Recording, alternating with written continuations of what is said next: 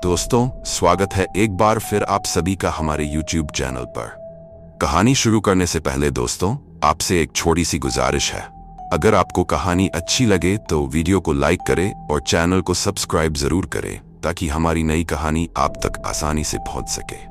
तो ज्यादा देर ना करते हुए चलिए कहानी को शुरू करते हैं। ये कहानी एक ट्रक ड्राइवर की है जिसका नाम बलराम है। उसके साथ उसका एक सहायक भी है जिसका नाम शंभू है। अब मैं ये कहानी बलराम के नजरिए से सुनाता हूँ। मेरा नाम बलराम है और मैं एक ट्रक ड्राइवर हूँ। मुझे ट्रक चलाते लगभग 10 साल हो गए हैं। इन 10 सालों में मुझे ट्रक चलाने का काफी अच्छा अनुभव हो गया है। पहले मैं अकेले ही ट्रक चलाता था, लेकिन लंबे सफर के दौरान मुझे रास्ते में काफी मुश्किलों का सामना करना पड़ता था। ट्रक के बहुत से काम ऐसे होते हैं जिन्हें अकेले करना बहुत मुश्किल होता है, इसलिए मैंने अपने साथ एक सहायक रख लिया जिसका नाम शंभू है।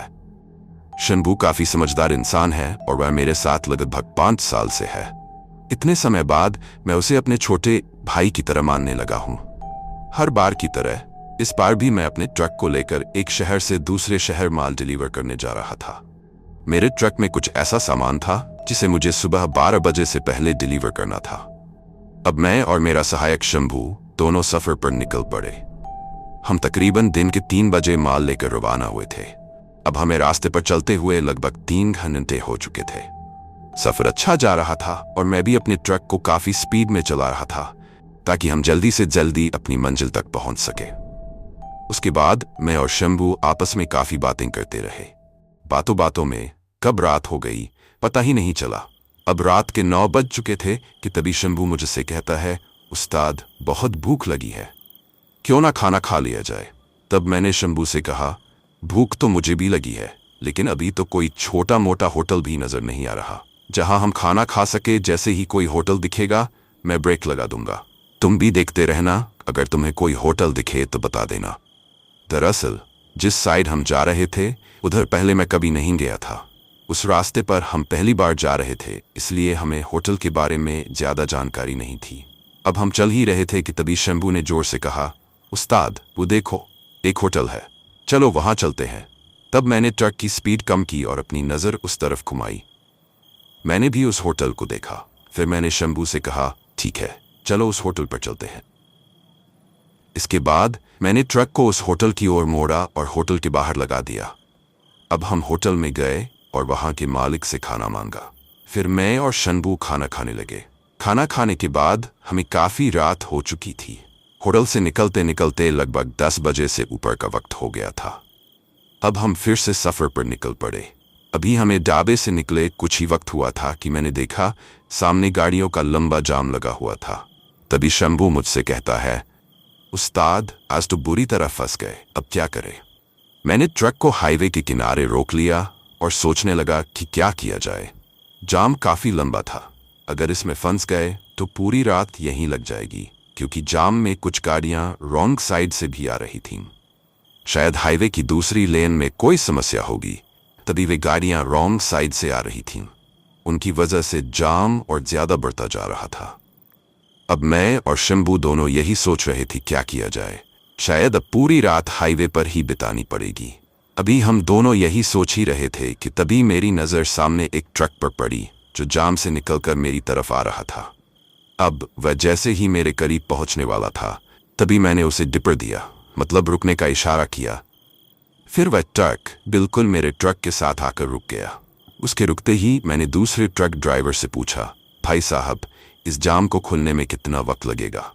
वह ट्रक ड्राइवर मुझसे कहता है, आज रात को ये जाम खुलना मुश्किल है, क्योंकि इसी हाईवे की दूसरी लेन में एक ट्रक का एक्सीडेंट हो गया है। वो ट्रक हाईवे के बीचों बीच पलट गया है और उसमें भरा भारी सामान पूरे हाईवे पर बिखर गया है। इस वजह से पूरा हाईवे ब्लॉक हो गया है। उस तरफ की सारी गाड़ियां अब इस हाईवे की ओर आ रही हैं, जिससे ये जाम और भी बड़ा हो गया है। मैं तो जैसे तैसे निकल गया, लेकिन मेरे पीछे बहुत सी गाड़ियां फंस गई हैं। इसके अलावा अब भी कई गाड़ियां इस लाइन में आ रही हैं, तो आज यहां से निकल पाना मुश्किल है। उसकी बात सुनकर हम दोनों सोच में पड़ गए। अब तो बुरी तरह फंस गए। कल ये जो माल है इसका समय पर पहुंचना मुश्किल हो जाएगा। अभी मैं यही सोच ही रहा था कि तभी वह ट्रक ड्राइवर मुझसे कहता है, अगर आप चाहते हो कि इस जाम में न फंसकर अपना माल समय पर मंजिल तक पहुंचाओ तो एक रास्ता और भी है। आप चाहो तो वहां से जा सकते हो। यह सुनकर मैं थोड़ा खुश हो गया और उससे पूछा, हाँ उस्ताद, कौन सा रास्ता है? वह ट्रक ड्राइवर कहता है, यहाँ से करीब 3 किलोमीटर दूर एक सड़क और है जो शॉर्टकट रास्ता है। वह आपको इस हाईवे की दूसरी तरफ पहुंचा देगा, जहां से आप अपनी मंजिल तक जल्दी पहुंच जाओगे। रास्ता थोड़ा कच्चा है, लेकिन आपका ट्रक आराम से निकल जाएगा। ये सुनकर मैं और भी खुश हो गया। मैंने सोचा, चलो अच्छा है, इस जाम में फंसने से बेहतर है कि उस रास्ते से निकल लिया जाए। ऊपर से वह शॉर्टकट भी है, तो कोई दिक्कत नहीं होगी। अभी मैं ये सोच ही रहा था कि तभी वह ड्राइवर मुझसे कहता है, लेकिन एक बात का ख्याल रखना, जब अपना ट्रक वहां से ले जाओगे तो रास्ते में गलती से भी मत रोकना, और अगर किसी इमरजेंसी के चलते रोकना भी पड़े तो ट्रक से नीचे मत उतरना। रास्ते में जो भी दिखे उसे इग्नोर कर देना। उस ड्राइवर की ये बात सुनकर मुझे अजीब लगा। मैं सोचने लगा, आखिर ऐसा क्या है उधर जो ये ट्रक ड्राइवर ऐसी बातें कर रहा है। मैं उससे पूछने ही वाला था कि तभी उसके ट्रक के पीछे से 2-3 गाड़ियां हॉर्न बजाने लगीं। ये गाड़ियां उस जाम से निकल कर आई थीं और अब वह ड्राइवर से रास्ता पूछ रही थी। चूंकि वह मुझसे बातें कर रहा था, इसलिए उसने सड़क को ब्लॉक कर दिया था। अब वह ड्राइवर अपने ट्रक को धीरे धीरे आगे बढ़ाते हुए मुझसे कहता है, उस्ताद जी, अगर आपको उस शॉर्टकट रास्ते से जाना है तो अपने ट्रक को मोड़ लो और मेरे पीछे पीछे आ जाओ। मैं आपको वह रास्ता दिखा देता हूँ ताकि आप वहां से निकल सको। उसके ऐसा कहने पर मैंने तुरंत अपना ट्रक मोड़ा और उसके ट्रक के पीछे लगा दिया। अब आगे आगे उसका ट्रक और पीछे पीछे मेरा। लगभग 3 किलोमीटर चलने के बाद उसका ट्रक रुक गया। फिर उसने मुझे उस सड़क की ओर इशारा किया जो उस हाईवे का शॉर्टकट था।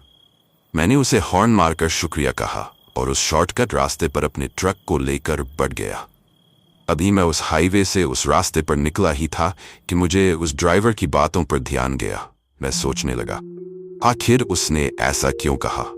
तभी मेरा खलासी शंभू मुझसे कहता है, उस्ताद, उस ट्रक वाले ने हमें इस रास्ते पर सावधान रहने के लिए क्यों कहा होगा? मैं उससे कहता हूँ, हो सकता है कि इस सड़क पर कहीं लुटेरे हों जो रात के समय माल लूटने के फिराक में रहते हों, इसलिए उसने ऐसा कहा होगा। लेकिन तुम टेंशन मत लो, हम अपना ट्रक कहीं भी नहीं रोकेंगे। इसके बाद हम उस रास्ते पर आगे बढ़ गए। हमारे ट्रक के सिवा दूसरी कोई भी गाड़ी उस सड़क पर नहीं दिख रही थी। रास्ते की बात करूं तो वह सड़क काफी सुनसान थी। उसके इर्द गिर्द बहुत घना जंगल था, काला घना अंधेरा, जो उस सड़क को और भी भयानक बना रहा था। हमारा ट्रक उस अंधेरे को अपनी हेडलाइट्स चीरता हुआ अपनी मंजिल की ओर बढ़ रहा था। हमारे ट्रक की हेडलाइट्स के अलावा वहां कुछ भी दिखाई नहीं दे रहा था। जंगल के बीच से निकलती वह सड़क और वहां का भयानक सन्नाटा। शंभू भी चुप था और मुझे अंदर से एक अजीब सी बेचैनी हो रही थी। मैं सोच रहा था, कहीं मैंने इस रास्ते से आकर कोई गलती तो नहीं कर दी। जैसे जैसे हम आगे बढ़ रहे थे, वह सड़क और भी सुनसान होती जा रही थी। सड़क के किनारे का जंगल भी अब ज्यादा डरावना लगने लगा था। यह सब देखकर मेरी बेचैनी अब और भी बढ़ गई थी। अब मैं बस यही सोच रहा था, किसी तरह इस रास्ते से निकलकर हाईवे के उस हिस्से तक पहुंच जाऊं जहां यह सड़क खत्म होगी। अब आप सब सोच रहे होंगे, मैं उस सुनसान सड़क से वापस क्यों नहीं चला गया? तो मैं आपको बता दूं, वह एक सिंगल लेन सड़क थी, इतनी संकरी और कच्ची कि वहां ट्रक को मोड़ पाना नामुमकिन था। सड़क के दोनों तरफ घना जंगल फैला हुआ था और अंधेरा इतना गहरा था कि हेडलाइट्स की रोशनी से बाहर कुछ भी नजर नहीं आ रहा था। ट्रक को पीछे ले जाना भी कोई आसान काम नहीं था, क्योंकि सड़क इतनी तंग थी कि एक छोटी सी गलती ट्रक को सीधे जंगल के अंदर गिराने के बराबर होती। और ऊपर से रात का समय, हर तरफ सन्नाटा और अजीब सी बेचैनी थी। वापस मुड़ने का ख्याल ही समझदारी नहीं लगता था। वह एक ही रास्ता था और चाहे मुश्किलें जितनी भी बढ़ जाएं, मुझे बस उस रास्ते पर आगे ही बढ़ना था। शंभू भी समझ गया था कि अब पीछे मुड़ना हमारे लिए और भी ज्यादा खतरनाक हो सकता है। इसलिए मैंने मन ही मन तय कर लिया कि चाहे कुछ भी हो, मुझे इस सड़क को पार करना ही होगा। अब मैं ये सोच ही रहा था कि तभी जंगल की तरफ से एक सफेद परछाई काफी तेजी से मेरे ट्रक के सामने आई और अचानक मेरे ट्रक के सामने कूद गई। ऐसा लग रहा था जैसे वह कोई औरत थी जिसने सफेद कपड़े पहने हुए थे। उसे कूदते देख मैंने एकदम से अपने ट्रक के ब्रेक लगा दिए।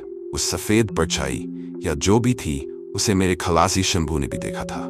ये सब देखकर शंभू ने मुझसे कहा, उस्ताद, ये औरत कौन थी जो हमारे ट्रक के सामने कूदी? तभी मैंने कहा, पता नहीं ये कौन है, लेकिन तुम रुको, मैं जाकर देखता हूं कि उसे चोट तो नहीं लगी। और फिर मैं ट्रक का दरवाजा खोलने लगा। अब जैसे ही मैं ट्रक से बाहर जाने ही वाला था, तभी शंभू ने मुझसे कहा, उस्ताद, पागल हो गए हो क्या? मैंने उससे पूछा, तू ऐसा क्यों बोल रहा है? तभी शंभू ने कहा, उस्ताद, याद है उस ट्रक ड्राइवर ने हमसे क्या कहा था कि रास्ते में कुछ भी दिखे उसे नजरअंदाज कर देना और अपना ट्रक मत रोकना, और अगर रोको भी तो बाहर मत निकलना। हो सकता है हमें फंसाने की कोई साजिश हो लुटेरों की। तभी मैंने शंभू से कहा, तू बिल्कुल सही कह रहा है, हो सकता है हमें फंसाने की कोई चाल हो। फिर शंभू ने कहा, उस्ताद, खुद ही सोचो, कोई औरत अचानक से जंगल से आकर हमारे ट्रक के सामने क्यों कूदेगी ताकि हम लोग ट्रक रोकें और उसकी मदद के लिए बाहर निकले? और जैसे ही हम बाहर निकलेंगे उसके साथ ही हम पर हमला कर देंगे और सब कुछ लूट कर भाग जाएंगे। उसकी ये बात सुनकर मुझे भी पूरा यकीन हो गया कि वह सही कह रहा है। फिर शंभू ने घबराते हुए कहा, उस्ताद, जितनी जल्दी हो सके यहां से निकलो। मैंने झट से ट्रक स्टार्ट किया और वहां से निकल गया। अब जैसे ही हम वहां से निकले, मैंने अपने ट्रक के रियर मिरर में देखा तो वहां पर कोई औरत नजर नहीं आई। फिर मैंने शंभू से कहा, बड़ी अजीब बात है, जहां हमने ट्रक रोका था वहां तो अब कोई नहीं है।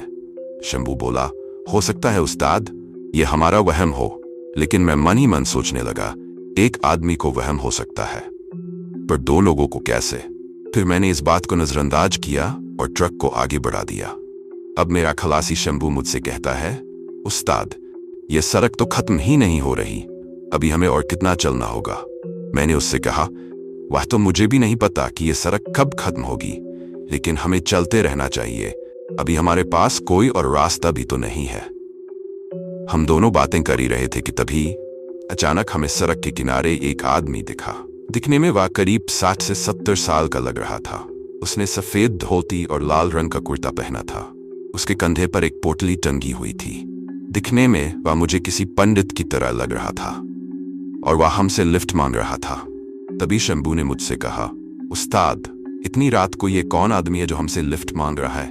दिखने तो कोई भला आदमी लग रहा है। क्या बोलते हो उस्ताद, इसकी मदद करें या नहीं? फिर वह बोला, याद है ना उस्ताद, ट्रक ड्राइवर ने हमसे क्या कहा था कि रास्ते में जो भी दिखे उसे नजरअंदाज करते जाना है। मैं थोड़ी देर रुका और सोचने लगा, क्या यह आदमी सच में मदद के लायक है या फिर यह भी किसी साजिश का हिस्सा हो सकता है? फिर मैंने शंभू से कहा, हो सकता है यह आदमी यहीं आसपास के किसी इलाके का हो और इसे इस रास्ते के बारे में पता हो। शायद ये बता सके कि इस सड़क से हाईवे तक पहुंचने में कितना समय लगेगा। और अगर ये कोई लुटेरा हुआ तो भी हम दो आदमी हैं, ये हमारा कुछ नहीं कर पाएगा। ये बात सुनकर शंभू भी मान गया और बोला, ठीक है उस्ताद, इसे लिफ्ट दे देते हैं, हो सकता है ये हमारी मदद ही कर दे। फिर मैंने अपने ट्रक को उस आदमी के पास ले लिया। वह आदमी ट्रक के करीब आया और बोला, बेटा, मेरा गांव यहां से थोड़ा आगे है, अगर आप मुझे लिफ्ट देंगे तो आपकी बड़ी मेहरबानी होगी। मैंने कहा, कोई बात नहीं बाबा, आ जाइए। वो ट्रक का दरवाजा खोलकर केबिन में बैठ गया और हम आगे की ओर चल पड़े। तभी शंभू ने उस आदमी से पूछ लिया, बाबा, आप इतनी सुनसान जगह पर, वो भी इतनी रात में क्या कर रहे थे? वो आदमी बोला, बेटा, मैं एक पंडित हूँ, किसी काम से पास के एक गांव में गया हुआ था। मुझे हवन कराने के लिए बुलाया गया था और मैं वहीं से आ रहा हूँ। मैंने कहा, पंडित जी, आप इतनी रात को वहां रुक भी तो सकते थे, आपको इतना जरूरी क्या काम था जो आपको रात में ही निकलना पड़ा? पंडित ने कहा, ऐसा नहीं है कि मैं वहां रुक नहीं सकता था। जहां मैंने हवन किया वहां के लोग भी मुझे रोकने की कोशिश कर रहे थे कि आज रात यहीं रुक जाओ, सुबह चले जाना, लेकिन मेरी बीवी की तबीयत बहुत खराब चल रही है। मैंने उससे कहा था कि मैं जल्दी घर आ जाऊंगा, लेकिन आज के काम में बहुत ज्यादा समय लग गया। दरअसल जहां मैं गया था वहां 2 हवन हुए, जिसकी वजह से काफी देर हो गई। मुझे लग रहा है कि मेरी बीवी को मेरी जरूरत होगी। हमारा एक ही बेटा है जो शहर में काम करता है। घर पर मैं और मेरी बीवी ही रहते हैं, लेकिन पंडिताई के काम से मैं कभी एक गांव तो कभी दूसरे गांव जाता रहता हूँ। पिछले 2 दिनों से मेरी बीवी बहुत बीमार है। मैंने उसे कहा था कि आते वक्त दवाई लेता आऊंगा, लेकिन अब रात इतनी हो गई है कि इस वक्त कुछ भी नहीं मिल सकता। पंडित ने कहा, शुक्र है आप लोगों का जो आपने मुझे लिफ्ट दे दी। आपका ये उपकार मैं कभी नहीं भूलूंगा। उसकी बातें सुनकर हम भी उस पर यकीन करने लगे और मैंने ट्रक चलाना शुरू कर दिया। अभी कुछ ही समय हुआ था कि मैंने देखा वह पंडित कुछ अजीब तरीके से ट्रक के सामने की ओर तो कभी ट्रक की साइड वाली खिड़की की ओर बार बार देख रहा था, मानो वो डरा हुआ लग रहा हो। तभी अचानक से उस पंडित ने कहा, बेटा, सामने एक मोड़ आएगा, वहां से जितनी जल्दी हो सके निकल जाना। भूलकर भी ट्रक मत रोकना, और अगर कुछ भी दिखे तो घबराना मत। उसकी ये बात सुनकर मेरे दिल की धड़कन तेज हो गई। मैं सोचने लगा कि पंडित ऐसा क्यों बोल रहा है। अब मैं उससे इस बारे में पूछने ही वाला था कि मेरा ट्रक उस मोड़ के करीब पहुंच गया। मैंने ट्रक की स्पीड कम करने की बजाय थोड़ी तेज कर दी। ज्यादा तेज भी नहीं कर सकता था, क्योंकि मेरे ट्रक में जो माल था वह काफी भारी था। अगर ज्यादा तेजी की तो ट्रक पलट भी सकता था। इसलिए मैंने ट्रक की गति उसके भार के मुताबिक ही बढ़ाई। अब जैसे ही वह मोड़ आया, मैंने ट्रक को काफी तेजी से वहां से निकाला, और जैसे ही मेरा ट्रक उस मोड़ से आगे बढ़ा, अचानक मेरे ट्रक के सामने सड़क के बीचों बीच एक औरत खड़ी दिखाई दी। उसने सफेद रंग के कपड़े पहने हुए थे। उसे देखकर मैंने तुरंत ब्रेक लगा दी। ब्रेक लगाते ही मेरे खलासी और उस पंडित को जोर का झटका लगा, क्योंकि ट्रक तेज रफ्तार में था और अचानक ब्रेक लगाने के कारण झटका लगना लाजमी था।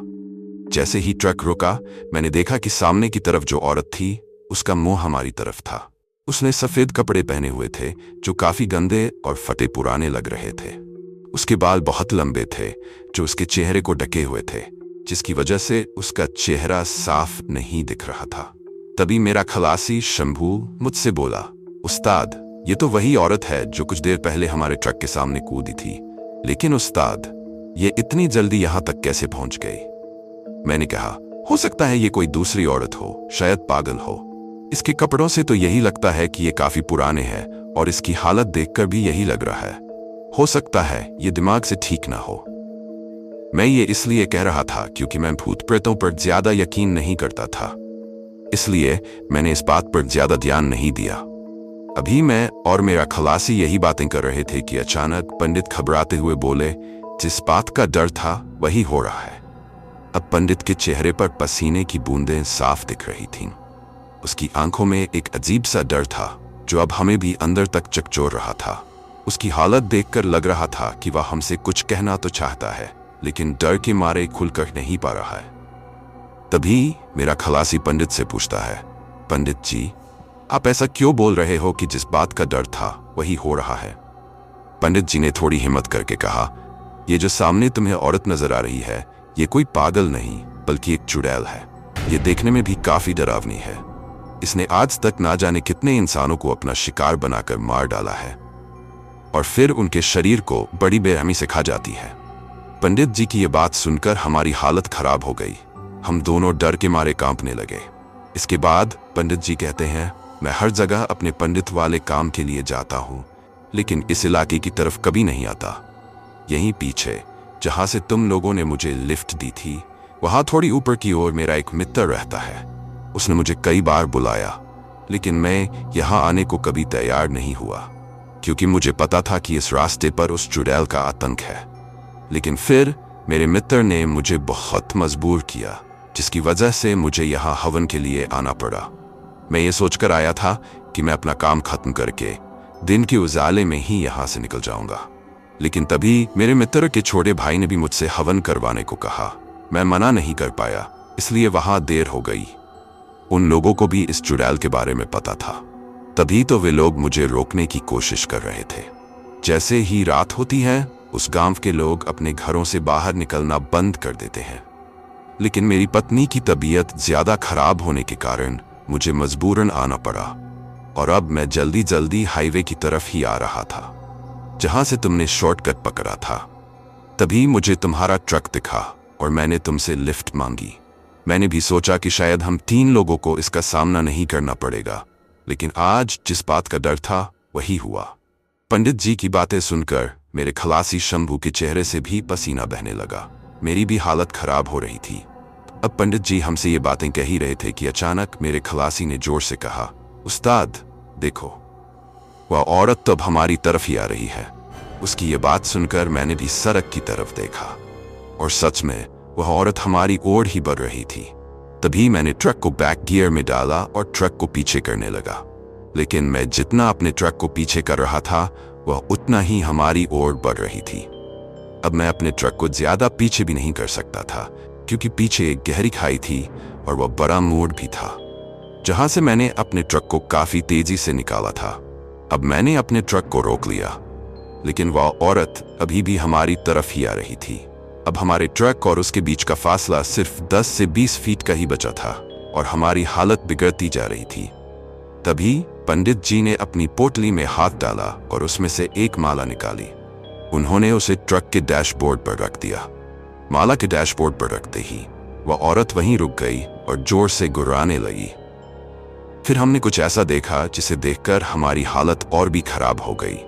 वह मंजर इतना खौफनाक था कि कोई भी देखे तो उसे हार्ट अटैक आ जाए। दरअसल हमने देखा कि उस औरत का जो रूप था वह बदल रहा था। उसने अपने चेहरे को ऊपर की तरफ किया, जिसके कारण अब हम उसे अपने ट्रक की हेडलाइट से पूरी तरह देख सकते थे। हमने देखा उसकी आंखें बहुत भयानक दिख रही थीं, जैसे उसकी आंखों में किसी ने आग के जलते अंगारे रख दिए हों। उसका चेहरा अजीब सा था, पूरे चेहरे पर झुर्रियां थीं और उसके बड़े बड़े भयानक दांत उसके होठों से बाहर निकले हुए थे। उसके लंबे लंबे नाखून ऐसे लग रहे थे जैसे किसी को फाड़ने के लिए तैयार हों। उसके बाल अब पूरी तरह सफेद हो चुके थे और बहुत डरावने लग रहे थे। ऐसा लग रहा था मानो हमारी मौत हमारे सामने खड़ी हो।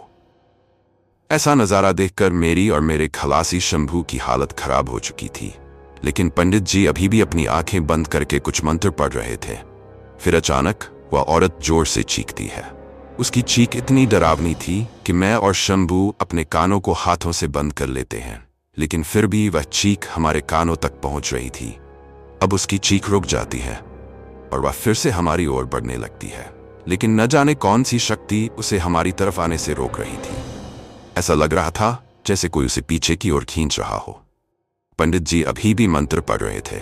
तभी वह चुड़ैल हमारी आंखों के सामने धुएं की तरह गायब होने लगी और फिर पूरी तरह से गायब हो गई।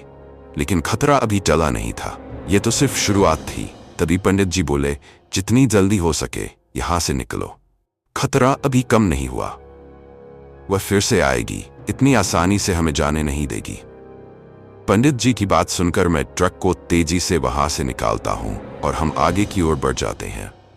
लेकिन अभी हमें थोड़ी ही दूर गए हुए कुछ वक्त हुआ था कि मैंने फिर कुछ ऐसा देखा जिससे मेरी हालत फिर से खराब हो गई। दरअसल मैंने देखा कि वही चुड़ैल जिसे हमने कुछ देर पहले अपने ट्रक के सामने देखा था, अब फिर से मेरे चलते ट्रक के पीछे हवा में उड़ते हुए तेजी से आ रही थी। मैंने ये बात अपने खलासी को बताई। जैसे ही उसने पीछे देखा, वह भी डर के मारे कांपने लगा। फिर मेरे खलासी ने मुझसे कहा, उस्ताद अब हम नहीं बच सकते, ये चुड़ैल हमें जिंदा ही खा जाएगी। आप ट्रक की स्पीड और तेज कर दो।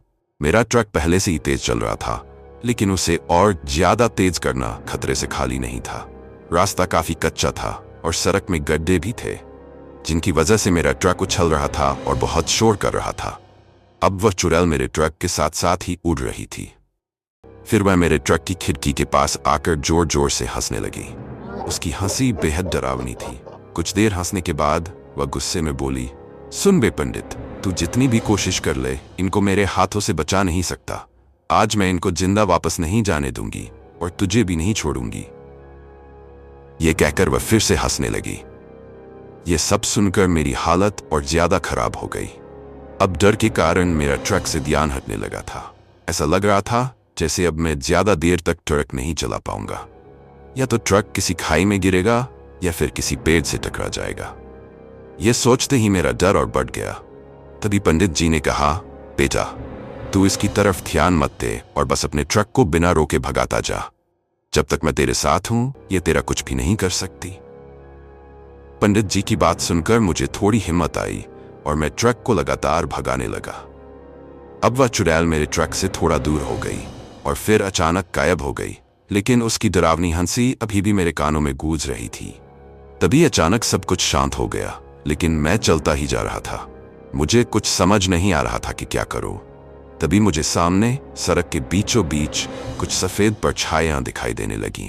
थोड़ा और करीब आने पर मैंने देखा कि सड़क के बीच में 8 से 10 औरतें खड़ी हैं। तभी पंडित जी बोले, कुछ भी हो, ट्रक को मत रोकना, ये सब छलावा है। मैंने पंडित जी की बात मानी और वैसा ही किया। जैसे ही मैं उनके पास पहुंचा, मैंने अपना ट्रक उनके ऊपर चढ़ा दिया और आगे बढ़ गया। पंडित की बात सच थी, क्योंकि जैसे ही मैंने अपना ट्रक उनके ऊपर से गुजारा, ट्रक के नीचे से कोई भी आवाज नहीं आई। अब मैं बस एक ही बात सोच रहा था कि किसी भी तरह इस रास्ते से बाहर निकल जाऊं और हाईवे तक पहुंच जाऊं।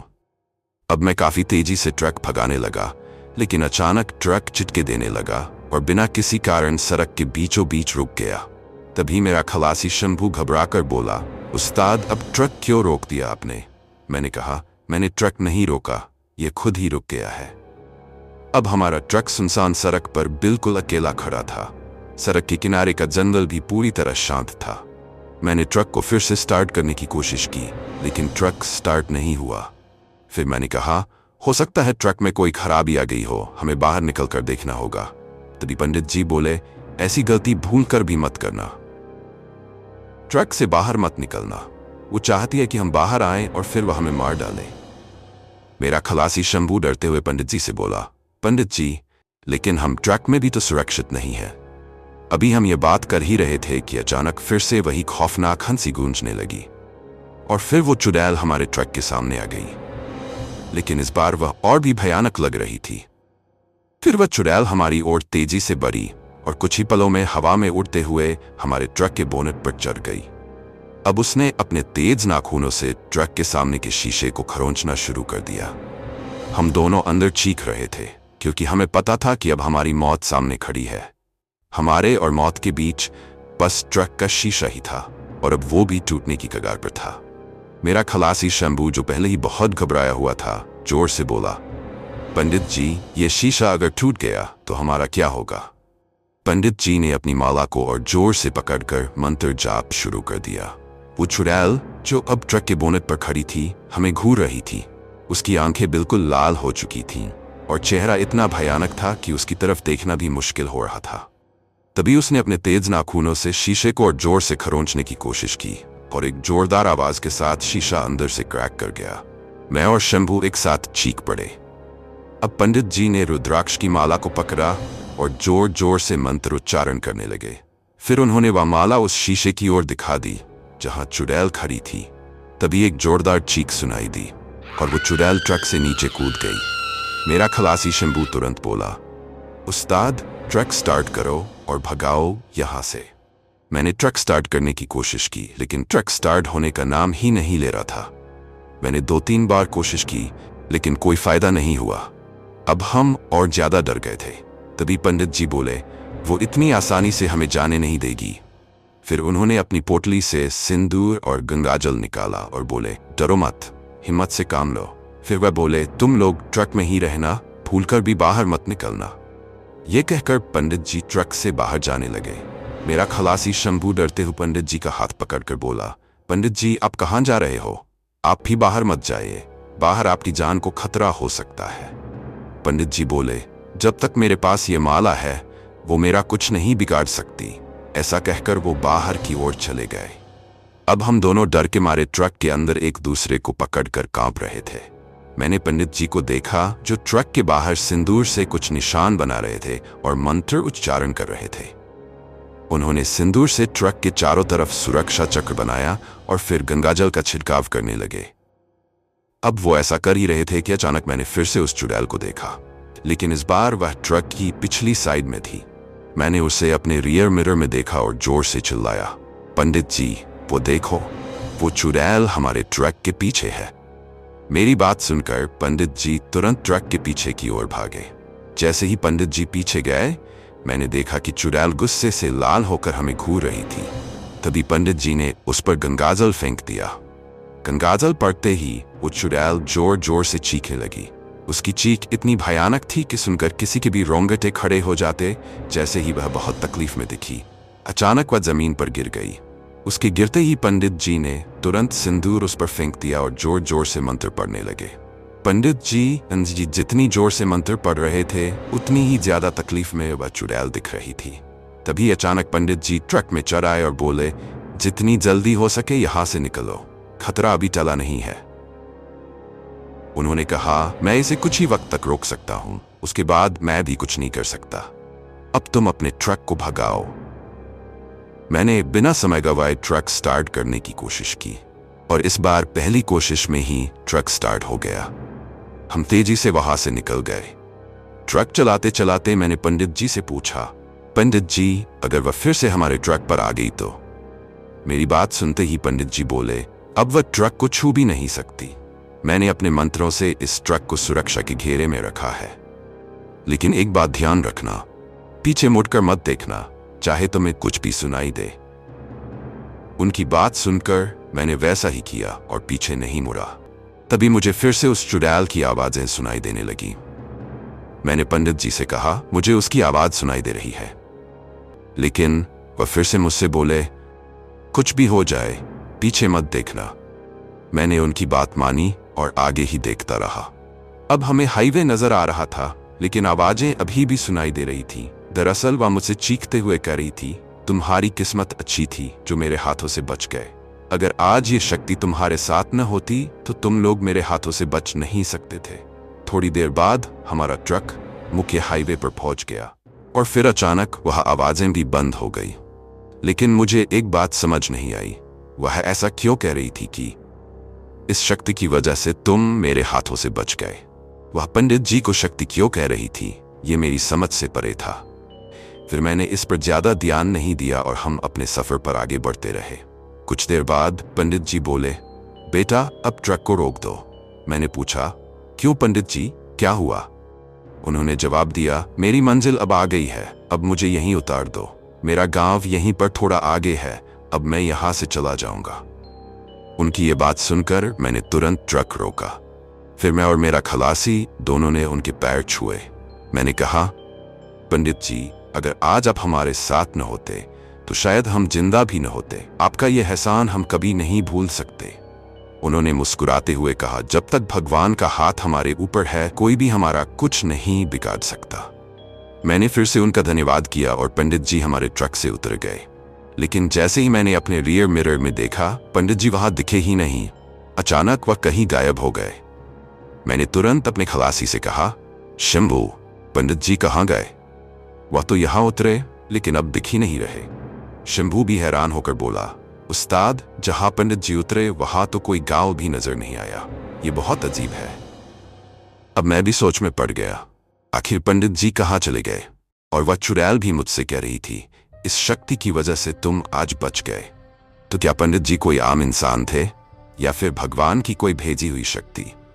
जो भी हो, लेकिन एक बात पक्की थी, अगर आज वह न होते तो शायद आप लोगों तक मेरी ये कहानी भी न पहुंचती। वो कहते हैं न दोस्तों कि जिस पर भगवान का आशीर्वाद होता है उसे कोई भी बुरी ताकत, चाहे वो इंसान हो या भूत प्रेत, कभी भी नुकसान नहीं पहुंचा पाता।